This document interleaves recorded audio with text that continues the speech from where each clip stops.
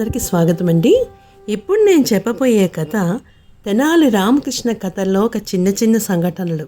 మరి అది ఏమిటంటే వింత పరిష్కారం. అయితే మరి కథలోకి వెళ్దామా? శ్రీకృష్ణదేవరాయలు 500 సంవత్సరాల క్రితము దక్షిణ భారతదేశాన్ని పరిపాలించిన చక్రవర్తి. ఈయన యుద్ధాల్లో ఎంత నిపుణుడో కావ్యరచనలో కూడా అంతా నార్పరి. ఆయనకి సాహితీ సమరాంగణ చక్రవర్తి అని బిరుదు ఉంది. ఆముక్తమాల్యద రాయలు రచించిన గొప్ప కావ్యం. రాయల దగ్గర 8 మంది కవులు ఉండేవారు. వాళ్ళని అష్టదిగ్గజాలు అని పిలిచేవారు.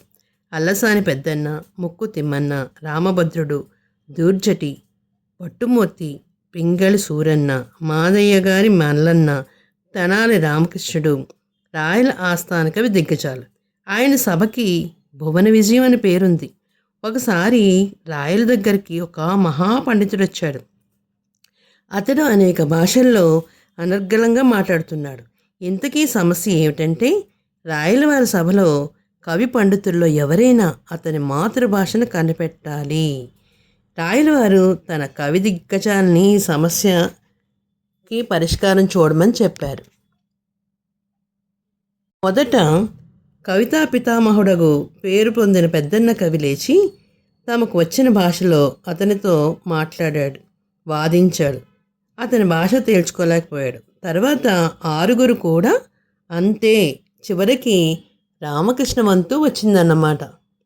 ధారాళంగా భాషలన్నీ కూడా వల్లివేస్తున్న ఆ పండితుని దగ్గరికి వెళ్ళాడు. ఎంతసేపు అతనికి ఎదురుగా నిలబడి ఏమీ అడగలేకపోయాడు. ఓడిపోతామేమో అని రాయలవారు అనుకున్నారు. ఆ ఉద్దండ పండితుడు కూడా చాలా సంతోషపడుతున్నాడు. ఓహో, ఈ అష్టదిగ్గజాల కవుల్లో నా మాతృభాష ఏంటో వాళ్ళకి ఆ మాత్రం తెలియదా అని అనుకున్నారు. ఇంతలో అకస్మాత్తుగా తెనాలి కవి ఆ పండితుని కాలు పట్టుకుని గట్టిగా నొక్కేశాడు. ఆ బాధ భరించలేక పండితుడు అమ్మా అన్నాడు. అంతే, నీ మాతృభాష తెలుగు పండితోత్తమా అని తేల్చేశాడు తెనాలి రామకృష్ణ. అంటే మనకి ఆ పండితుడు ఒప్పుకున్నాడు. ఏంటంటే, ఎప్పుడైనా సరే మనకి ఏదైనా కష్టం వచ్చినప్పుడు ఎన్ని భాషలు వచ్చినా మనకి మన మాతృభాష ఏమిటి అనేది మనము ఆ భాషలను మన బాధని చెప్పుకుంటాం కదా. మరి వారి ఆనందానికి అవధులేవు. సభాష్ వికట కవి అని రామకృష్ణుని మెచ్చుకొని బహుమానంగా ఒక బంగారు హారాన్ని అతనికి మెళ్ళవేశాడు. మాతృభాష గొప్పతనం అదే మరి.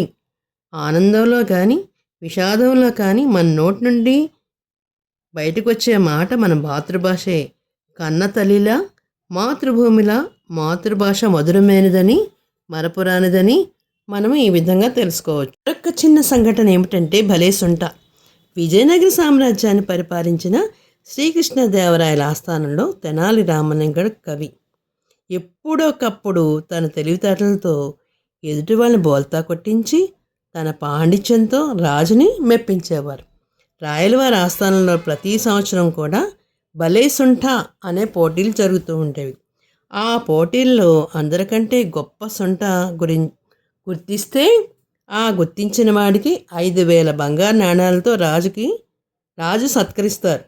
ఇది ఆ పోటీ యొక్క మహత్వం అన్నమాట. అయితే ప్రతిసారి ఆ బహుమతిని తెనాలి రామలింగడే తన తెలివితేటలో గెలిచేసుకుంటున్నాడు.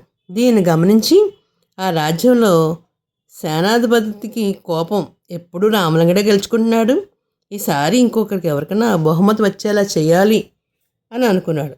అనుకున్నదే తడువుగా ఏం చేశాడంటే, సరిగ్గా పోటీ జరిగే మొదటి రోజున రామలింగడిని ఒక గది నుండి బయటికి రాకుండా ఆయన గదిలో పెట్టేసేసి గడపెట్టేశాడు.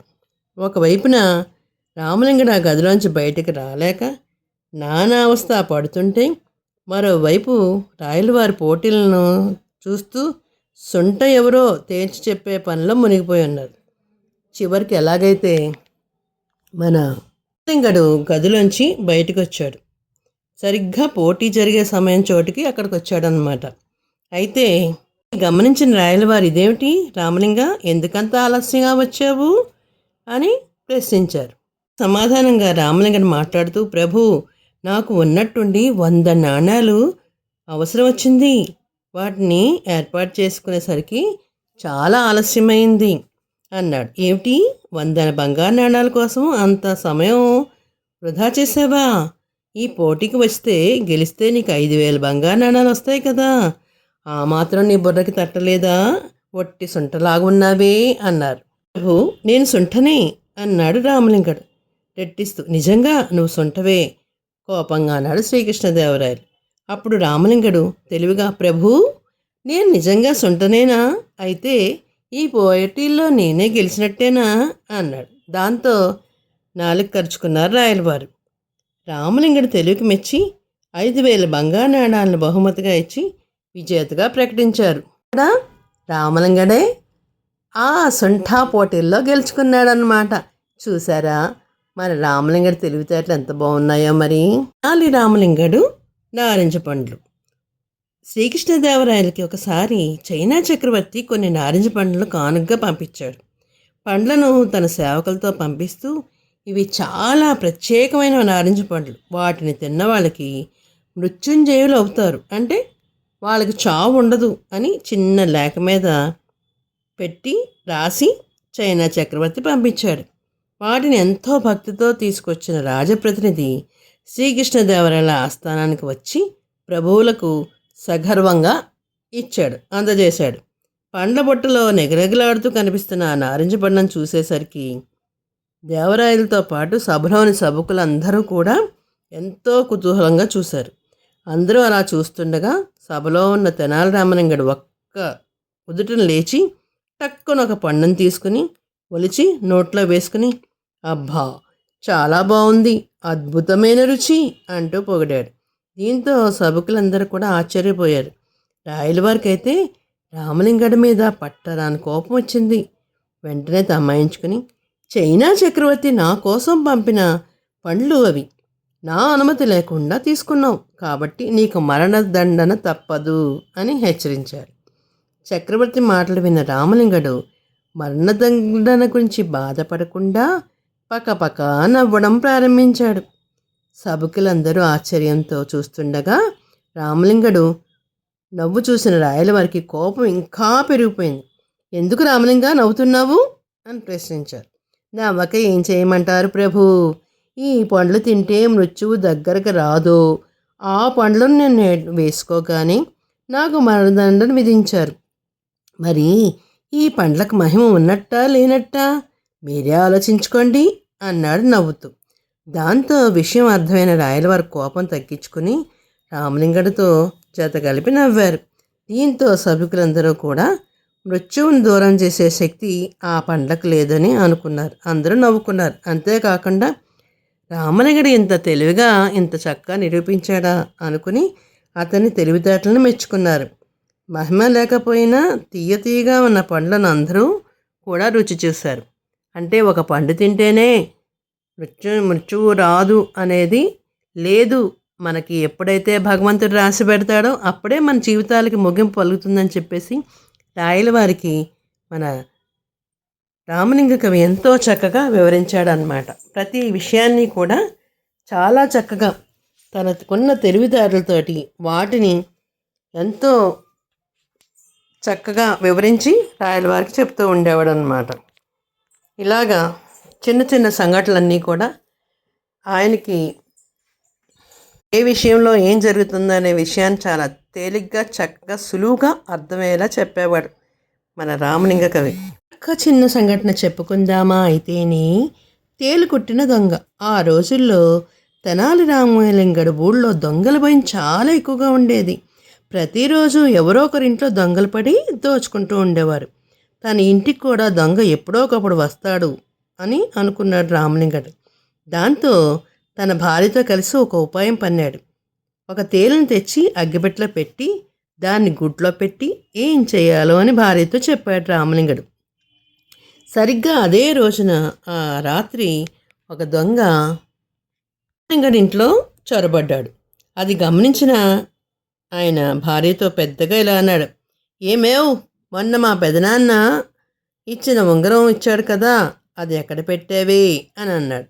దానికి ఆమె ఏది ఆ వజ్రాల ఉంగరమేనా? అయ్యో నామతి మండ, అగ్గిపెట్టెలో పెట్టి గూట్లో ఉంచానండి, దాన్ని తీసి పెట్టెలో పెడదామని మర్చిపోయాను అంది. ఎంత పని చేశావే, అది అసలే లక్షల విలువ చేసే వజ్రాల ఉంగరం, అది కాస్త ఏ దొంగ ఎత్తుకుపోయాడంటే మన గతేం కాను అన్నాడు రామలింగడు. ఏం కాదు కానీ పడుకోండి, పొద్దున్నే పెద్ద పెట్టెలో పెట్టేస్తానుగా అంది భార్య. అంతే, అంతటితో వాళ్ళు నిద్రపోయినట్టుగా నటిస్తూ పడుకున్నారు. జరిగిందంతా విన్న దొంగ రామలింగడు దంపతులు గుర్రుపెట్టి నిద్రపోవడం గమనించి మెల్లగా గూట్లో చెయ్యి పెట్టి అగ్గిపెట్టి అందుకున్నాడు. అందులోంచి తెరిచి ఉన్న ఉంగరం కోసము వేలు పెట్టాడు. ఇంకేముంది, తేలు దొంగను వేలు కుట్టేసింది. దీంతో నొప్పి తాళలేక దొంగ వెలువెల్లాడిపోయాడు.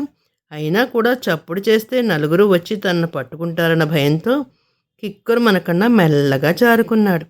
ఇదంతా గమనిస్తున్న రామలింగడు దంపతులు నవ్వుకున్నారు. అప్పుడు రామలింగడు తన భార్యతో, మా పెద్దన్న ఉంగరం దొంగన్నకు బిర్రు అయినట్టయింది పాపం అంటూ ఎగతాళిగా, దొంగకు రామలింగం చేసిన మోసం తెలిసిపోయి ఇంకెప్పుడు వీళ్ళింటికి వెళ్ళకూడదు అని దొంగ నిశ్చయించుకున్నాడు. చూశారమ్మని, మరి రామలింగల యొక్క తెలివితేటలు గొప్పతనమును, దొంగ వాళ్ళింటికి ఎప్పటికీ రాకుండా చాలా తెలివిగా చేశాడు. చూసారా మరి, అమ్మో ఇలాంటి వాళ్ళ ఇళ్ళకి వెళ్తే ఏదైనా కొడతాయని చెప్పేసి వాడు చాలా భయంతో ఇంకెప్పుడు ఏ దొంగలు కూడా వాళ్ళ ఇంటికి రావడం కానీ దొంగతనం చేయడం కానీ మానేశారనమాట. ఎంత తెలివైన వాడో తెనాలి రామలింగ మరి. అయితే మరి తెలుగువారి దీపకాంతికి లైక్ చేసి, షేర్ చేసి, సబ్స్క్రైబ్ చేసి, కామెంట్ రూపంలో పెట్టండి మరి. సాయిరామ్.